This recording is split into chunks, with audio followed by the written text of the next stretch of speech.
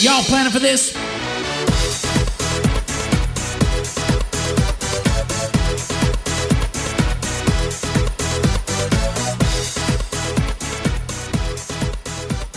Hello, everyone, and welcome to another episode of the Perfect RIA podcast. I am your host, Matthew Jarvis, and with me today is my good friend and very successful advisor, Paul Moffat. Paul, how are you today? Hey, I'm doing great. Well, it's great to be here. We're literally here in your office. In fact, it was fun, Paul. When I came in, you were in the middle of your, is it a daily team meeting, a weekly team meeting? What meeting did I come into the middle of? Yeah, we call that the money tracker meeting, the MTM. I love it. And we do it on Monday, Wednesdays, and if we're doing great, we won't do it on Friday because no one ever wants a meeting on a Friday. Sure.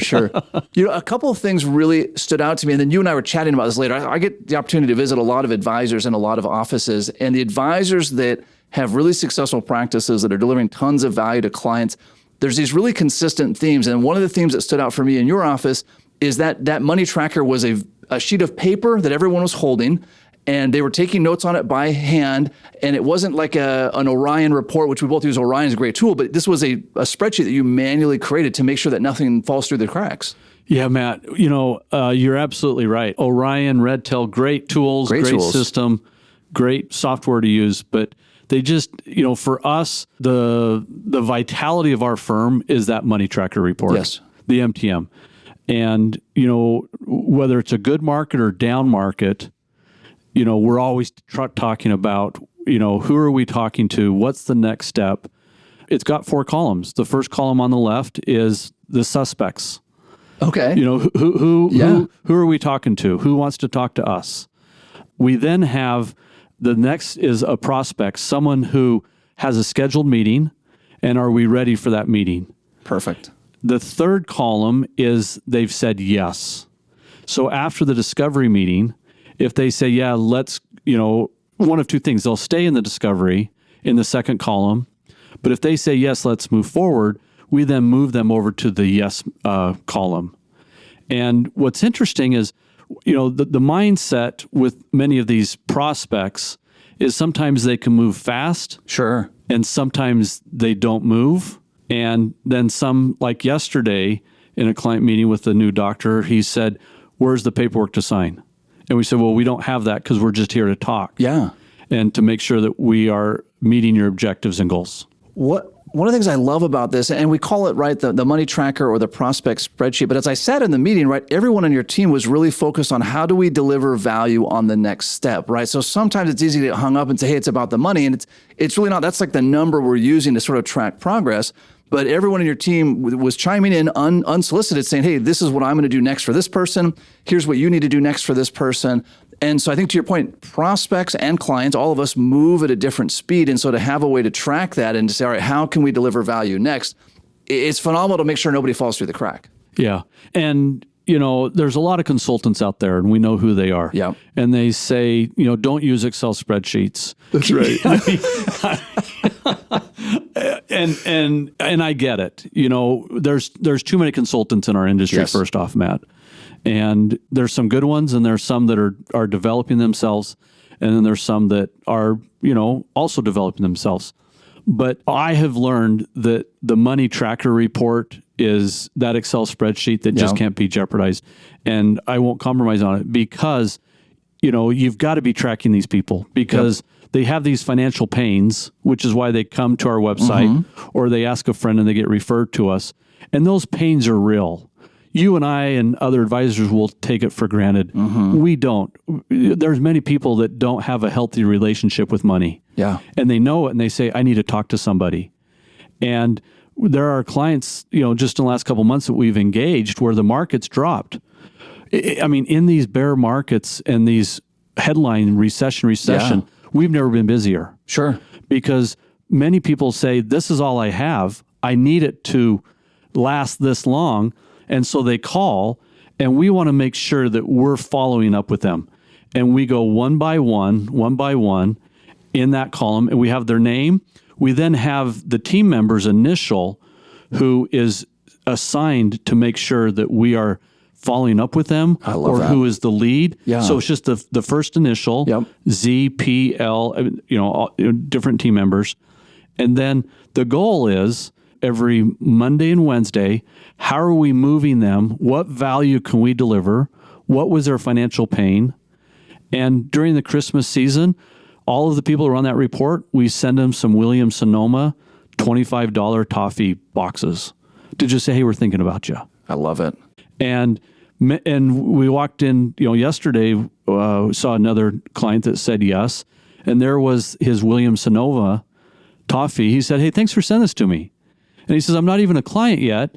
And it's like, it's that mindset of thinking that they are a client and treating them like a client and a friend and a family, and great things happen. Boy, Paul, there's so many things I want to pull out of that. One is what you said at the beginning, that this is a really hard decision for a prospect or client to make. It's very difficult, right? And it's never just the money. Like you said, it's easy for us as advisors to get sort of callous to that, right? It's this dollar amount, it's this thing in the tax code. But for that person, right, this is every single dollar they have. It's their entire future. It's all their dreams, and it's all the baggage that they have with it. So for you and your team to bring this, I'll call it empathy for lack of a better term, but this emotional intelligence to the discussion, like you said, the amount of value that brings to the person, right? The numbers are the numbers, and 100 advisors can tell them the numbers, but when you can tell them the numbers and the emotional side along with it, that's the whole package, right? That's what people really need. Yeah, and it is, Matt. And when we follow up with them and we say, hey, we know you're busy. We're just following up with you. Here's 2 or 3 dates. Your book talks about the calendar link. Yeah. We do that once we bring them through. Some people, just have that anxiety of clicking on it and not knowing. Yeah. But it is there if they want to click on it. But also, I love in your book how you say, hey, would you like me to send you some dates, or a link? Yep. And, some clients, a lot of them we found initially want an email with dates just because, they're just moving fast. Yeah, sure. But it's just letting them know that we care about them. And we use the words, hey, we're just a really diligent advisory firm. We want to be diligent following up with you, and when is a good time to meet? I love and it. Here's 2 or 3 times, but it's just following them through. And then, the fourth column is money received. And that's where we end the meeting and saying, hey, look, here's the money that we've received, the last 30 days, the last 60 days, the last 90 days. We refresh it every month. And, we just open up a new Excel spreadsheet and we just have the, cut and paste for the new months. And the months that we brought in, we tally that and we just celebrate those wins. Instead of just saying, hey, what can we do here? We then celebrate. And those 4 columns we've been using for many years, and it's been a great thing that we do. I love it. I was reflecting that we too, in my office, we use Excel to track our prospects. Everything else runs through the CRM. It runs through all of our technology. Wow. But the prospect tracking through the onboarding is all in a really simple Excel spreadsheet, like what you described, that we pull up each week and look and say, where are these people at? Paul, something else that stood out when I visited your office, and I've been here a few times, and thank you so much for having me in, is sitting on your desk, and every team member's desk was the most recent Nick Murray newsletter and the most recent Ed Slott newsletter. And I love that you have both sides there, right? So the Ed Slott, deep technical tax knowledge. The Nick Murray, there's some technical, but it's really like, how do you communicate with clients? And Nick Murray said in one of his books, he said, when you're talking to a prospect, they need to know that you're going to care more about their money than any other single person alive. And as you and your team were talking about this money tracking, that was really evident. Like, hey, we care more about this money, possibly more than even the client does, but more than any other person on earth. And we want that to be reflected on how we schedule meetings, on how we follow up, on how we make sure things don't fall between the cracks. Yeah, Matt, I, having been in the industry for many years, started at Merrill Lynch. Yeah, that's right. Actually a long time ago. That Nick Murray, I mean, he's the behavioral side. He's given me some great ideas over the years, some one-liners that I love. He's on our team as the advisors. He's saying, hey, think about this. He's got the Q&A, which I love. He really blasts some advisors really at times. does. He just blasts them. I mean, and some of these advisors, I don't know why they use their real names, because I've Googled some of them and they are out there. But, they're being vulnerable and submitting it. I think I should send a question, say I'm Matt Jarvis, and send what. Actually, I won't do that. Well, 2 funny stories on Nick Murray. One, a positive one. He highlighted my book in one of his newsletters. Yeah. So that was really positive. But many many years ago, Paul, Nick Murray told me I wasn't allowed to come back to his conference. Fun story. When so it's been like circa 2009, 2010, he started doing conferences again. And he must have had some head trash around it because he said, hey, if you come to my conference, afterwards you can send me a one-page business plan and I'll review it and I'll send it back to you. And so I go to the conference, I'm enthralled. I finally met Nick Murray. I send him my business plan. He sends me back an email. He says, this is such crap. This is the most worthless business plan I've ever seen. When you're going to run a real practice, call me and don't bother coming to my conferences until you're running a real practice. And the business plan, and I'll post a copy in the show notes, I'll send you one. It was all plain office, Paul. It was like, hey, I'm going to get my CFP designation and I'm going to do these 10 things. And he says, I didn't see anywhere on here to say how many prospects you were going to call this week, right? Because he's just about do the work. Yeah. And so, Nick Murray's, I've got all of his stuff, read it end to end many times. Yeah, Nick Murray is just a legend. He is. When Carl Richards and I were running Clearwater together, that would come in. We'd listen to his books, we'd listen to his audio. And when we were at Merrill Lynch, it was just required reading, and it's required reading here at Arista Wealth Management. It's about sharpening the sword, as you talk about a lot. You've got to be sharpening the sword. And Ed Slott's amazing. I mean, his monthly, it's 25 years now. That's hard to believe. So if you sign up, you get to go and look at his 25 years of archives of newsletters. And an advisor can just read that every month, go out and meet with some CPAs or an estate attorney and share some of that knowledge and distance themselves from all of the other advisors out there. Yeah. And just be on top of their game. And so, those two newsletters are required reading. All of the advisors here, we always talk about it. We had our weekly advisor meeting today, and we sat and talked about it and learned of, some ideas and strategies, and they're great resources. That's phenomenal. That's another thing that I noticed when I visit your practice and other really successful practices is this endless commitment to personal development, right? So, Paul, you've been doing this a lot of years. You're very, very good at it. And yet you have this kind of learner's mindset, like, oh, there's still so much I need to learn. There's so much my team needs to learn. Even in that team meeting I sat in, you would pause and say, hey, this is why we're doing this. This is why we need to take care of those things. So that I just love seeing that learner's mindset. And again, I see it consistently from successful advisor to successful advisor. Oh, you're very kind. It's, we've got a great team here. We're growing. A new employee started today. Yeah. And so it's just, teaching, spending time, talking, visiting. Why do we do this? Why do we do that? Why don't we do this? Why don't we use that? And just education, because we want that to then spill over. Mm-hmm. The Oxley Institute, those guys, that's a 50-person marketing team down in Atlanta, Georgia. Yeah. I mean, they put out some great stuff, Matt Oxley and what he's done down there and the new guys that are running it. But they came out with a study about 3 months ago, and it just said that clients want to be educated. Yep. And they want to be, and Matt, you're great at this. Oh, thank you. I mean, all that you do in educating and sharing, they don't want to be sold. That was years ago. They now want to be educated. And with this new Secure 2.0, there's so many opportunities to be educated. So many opportunities. So many. I mean, it's just a time to say, hey, here's a one-pager. Here's an executive summary of some bills that just passed. Here's included. You may read about it. Here's a one-pager that we have. And, that's every month we use a software called Webinar Jam. And every month, we started this 4 months ago because of the Matt Oxley survey that came back. And we send out the Webinar Jam to all of our clients. We have 30 to 50. And the last 3 months, after every webinar that we did for 30 to 45 minutes, we've gotten a referral. Wow. A referral. And a client, personal injury in town, really, his name's all over the billboards. Sure. Really, really good guy. He calls me and says, hey, can I introduce you to my neighbor?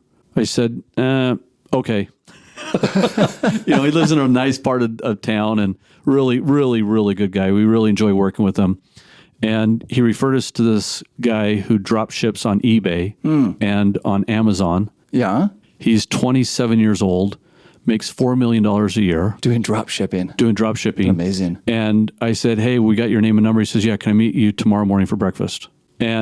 But the educating the clients is one thing, but then when they see what we're doing to help them, as you've said so often, they will not keep you a secret. They'll share you with other people. And your book is so great about that. And so every time we've done that every month, it's a time for us to just get on, share what's new, share what's in the news, right or wrong, let them know we're there. And the numbers are there. People will go and say, hey, you need to talk to my advisors. Hey, do you know about this? Yeah. Well, my advisors talked about it this month at the monthly webinar. And so so you take the stuff from Nick Murray, from Ed Slott, you then share it. So many, and including me for many years, I would read it and think, okay, I'm really smart, but I wouldn't share it. And you and Mike could do a great job every month sharing all of this information. But as we then go share it with our clients and educate them and let them know we're here to help them, they then go and give a referral. Well, there's this enormous amount of peace of mind. I think part of the reason, and again, Paul, I'd be curious your thoughts, part of the reason clients want to be educated is partly because they want to know these things, but it's more they want to know that you know them. Yeah. And this is something, whenever I'm meeting with a prospect who already has an advisor, I just say, hey, Mr. Prospect, what did your advisor tell you about this? What did your advisor tell you about the Secure Act 2.0? Matthew, he never brought it up. Okay, well, let me just let you know, when you go back, he's going to say, oh, I was going to tell you, and then just ask, well, why didn't you? Yeah. And then I land those prospects all day long. But this education piece is so critical. We underestimate the amount of peace of mind it brings to clients knowing that you know these things. Yeah. Just to amplify what you said is that, they don't want to know, but when they know that then they say, oh, I'm at peace, because they're coming to us to take a lot of this heavy stuff off their shoulders. Yes. And they want to know that we know, because we want them to go live their life of significance. Yes. And in order to do that, you have to demonstrate that we do know. Mm-hmm. And it's not that we need to be the CNBC News. No. Or that we need to be the Wall Street Journal, or that we're, CNN Money. But that when we demonstrate, hey, Paul's got a webinar, Matt Jarvis was just here and he helped me understand this, it puts their mind at ease. And then when they hear and have conversations, it's top of mind. Mm-hmm. And when you're top of mind is when we become referred. And then when we become referred, they get put on the money tracker, and then they get converted into Redtail, and then that whole client experience takes off. All the way through. Yeah. Well, and that also, I don't want to just keep beating this one, but it's so critical. It also creates a lot of relationship capital when the markets go down and the client says, you know what, Paul's been on top of all of these things. I bet he's on top of this. It comes up when their kids say, hey, listen, mom and dad, are you working with the right person? Yeah, Paul's on top of everything. And to your point, Paul, it comes up when their neighbor says, hey, I'm really worried about whatever that is, the market, Secure Act, inflation, taxes, whatever that is. You know what, my guy Paul is on top of this. You need to talk to Paul. Yeah, you're absolutely right. It becomes top of mind. Mm-hmm. They see it. We're talking about it. Hey, we then push it out. We have a one-page executive summary, sort of like what Ed Slott does every month. Yeah. He has his cover, but right behind it, he's got an executive summary. And, talk about someone who's really good at getting the material out. I mean, they're reading the court cases. They're reading the stuff coming from the tax courts. They're reading the private letter rulings. And then they take it and they push it out to us as advisors. If advisors can just take one or two steps every month to just say, how can I get Secure 2.0 pushed out? Yep. And, there is an abundance of clients out there. Yeah. Oh, there's so many. And especially now in a downturn, and when all of the media is scaring people about recession 3.0. That's right. I mean, people are saying, uh-oh. And if you're top of mind and advisors can just take one or two ideas from Secure 2.0 or the new tax rates or the new RMDs, there's so much in that 4,000 pages. 4,000 pages. That's insane. There's so much information. Get it out, share it. It really only elevates the value, as you say, the currency of us as an advisor, to say that your advisor's talking to you, doing webinars and talking about this. It's really valuable. And then even after the monthly webinars, we then push it out to our clients. I love it. To say, hey, we know you're busy doing some great things, but here's just something that you can listen to for 30, 40 minutes. And then we also go put it on our Arista Wealth podcast to get it out there so that they know. Paul, I'd be curious if some really specific things come up to you with the Secure Act 2.0 that you can mention to clients. For example, one of the things I was working with an advisor this morning, actually I was working with Stephen at Retirement Tax Services, to have all the advisors that we know, any client that has a 529 account, go out and just reach out to them and say, hey, as part of the Secure Act 2.0, we might look at turning this into a Roth someday. Now, by the way, there's a lot of details that still have to be sorted out on that, but I can plant that seed, right? I can let clients know, hey, listen, you have this 529 account for your grandson. When we meet together during Surge in the fall and the spring, we're going to talk in a little bit more detail about how this could potentially become a Roth account. Now, again, I don't know all the details on that because it hasn't all been formalized yet. It'll take years before it sorts out, but we're already reaching out to them saying, hey, we're on top of this. 4,000 pages. We're already going through it. Here's a couple of things that stand out. Yeah, no, Matt. Stephen, by the way, is a great guy. Yeah, he's awesome. I still have a hard time. Who's the cooler brother? It's him. It's clearly Stephen. Stephen's so great. But you're so right on that. I mean, just this morning I was reading that these QCDs still there. Yep. But now you can do a one-time $50,000 push and gift to a charity into a charitable remainder trust, or one of 3 different types of trusts. Yeah. I mean, there's still so much that we're going to be learning and uncovering inside. But the main points you said are absolutely right. And it's just doing a salient fact, a one-pager, and doing a blast email, or go to Canva, open it up. Yeah. Our marketing person does that. She goes into Canva, puts it all together, and we just push it out and say, hey, here's some things to be aware of. First quarter of every year is when we do our annual financial planning meeting, and we're going to be talking about this in your upcoming meeting. Yeah. But we just want to let you know, here's some things that we're going to be talking about. But just getting in front of our clients and letting them know that we're here and that we're on top of this, that they don't have to question, really separates us from the other big firms, and even right now more than ever, clients are looking for a second opinion. Oh, for sure. Something like 56% of all clients that have $1 million or more are looking for a second opinion right now. I believe it. And something like 74% of plan sponsors are looking for a second opinion on their 401k plans. Fidelity just released that. So, right now it's the best time to be sharpening the sword, shining the shield, doing these things to distance ourselves and to separate ourselves, and then creating some strategies to go out and do it. I love it. Mike and I refer to this often as the dishwasher rule. And as you mentioned, Paul, sometimes we get jaded as an advisors to these things, but let's kind of look at it from a different angle. Imagine, Paul, if your doctor called you and just said, hey, Paul, I want you to know, I know you've heard some headlines. There's 4 new medications come out on whatever condition. By the way, they're not a fit for you, but we're still watching for new ones. I'm super relieved versus I see those commercials and I think, I wonder if that would work for me, No one's ever proactive in any other space but our space. So by being a proactive advisor, you're not just head and shoulders above every other financial advisor. You're head and shoulders above every other person in the client's life. And this goes back to, we care more about your money than anyone else alive. Yeah, you're absolutely right. It's really interesting you bring that up. I mean, I remember back in the Merrill days when Carl Richards and I had our practice together. And when bear markets happen, we literally, the Merrill Lynch brokers, they would just shut their door and just sit there and look at the Jumbotron. Isn't that crazy? And Carl and I say, we got to go call 20 clients each. Yeah. You call 20, I'll call 20. First one done, we'll go grab a Coke. Yeah. And we were calling, and it's just having that mindset, and is just saying, hey, how can we go and get in front of them? To your point, you're absolutely right, Matt. It's just, hey, this is what's on the headlines. We're watching it. We're aware of it. It's people trying to show you that they're educated. Look up their credentials. They're not a CFP. No. They're not a CFA. They don't even have a bachelor's degree. They don't even have a master's degree. They've got a journalism degree, Yeah, that's right. I mean, go read a headline, look who the author, editor is, and look at their credentials. It's never in financial services. It's never in any, but they're there to scare you, and we're going to see more of this because it's bumpy. These are bumpy times.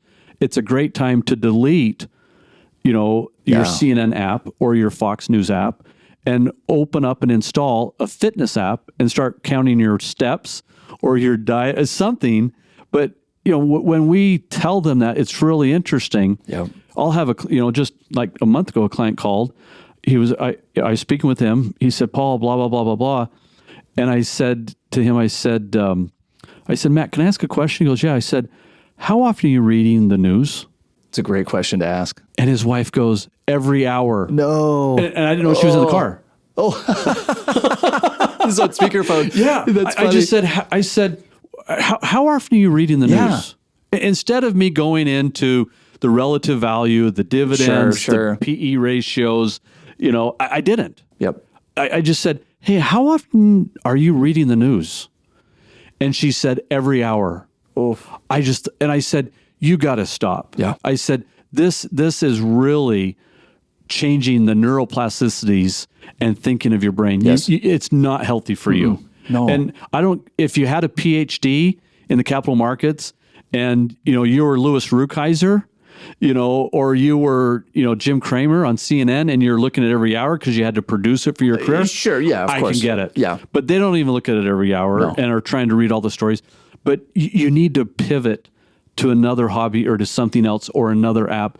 You've got to change the daily checking in. Oh, I love that. And his wife goes, I'll never forget it. Yeah. Every hour. And you know what? Our clients are doing that. And sometimes they're we have to bombarded just by say, it, how often are you reading the news? What your questions, you seem a little worked up. You seem a little tense. Yeah. You seem, what are you doing with your time? And how often are you, looking at this stuff? And I say, I sometimes look at it once a week. Sometimes. Yeah. Because it does no good to be measuring something every hour. No. It just doesn't do any good. No, and like you said, and not to get onto a side rant here, it screws up all your dopamine receptors. I mean, it's not just bad for your money; it's bad for your relationship. It's bad for your life, your mental health, your physical health.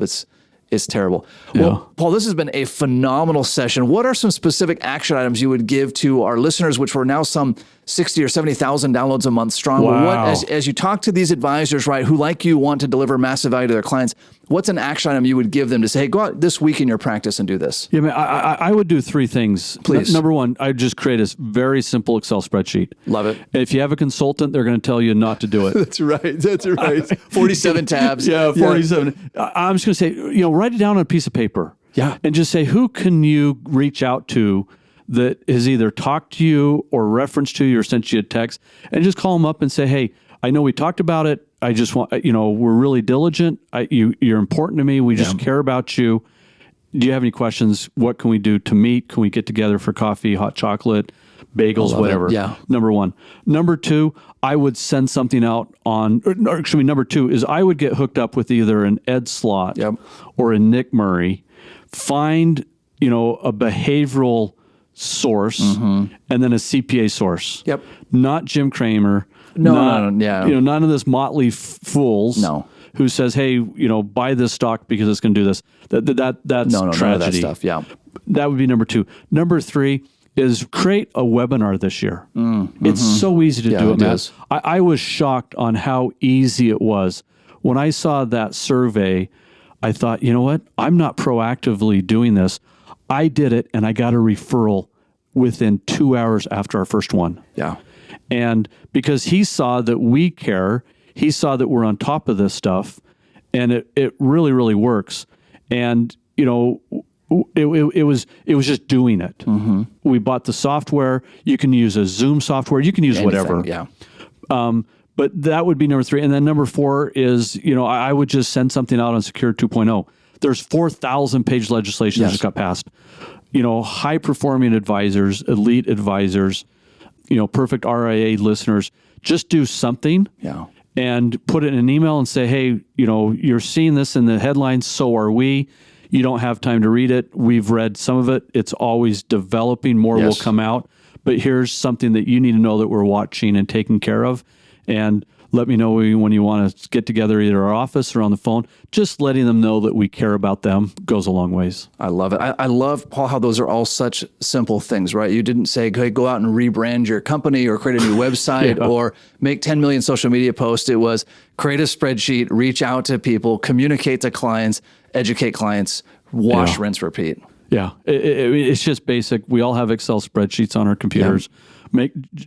Stop for 30 minutes, do a mind dump of everybody you've spoken with in the last 2 weeks or week or month, people that you've seen at your church, people that you've seen at Rotary, people that you've seen on your street, people you see that you've talked to at the baseball game, the basketball, whatever, your child's game, and think of their name.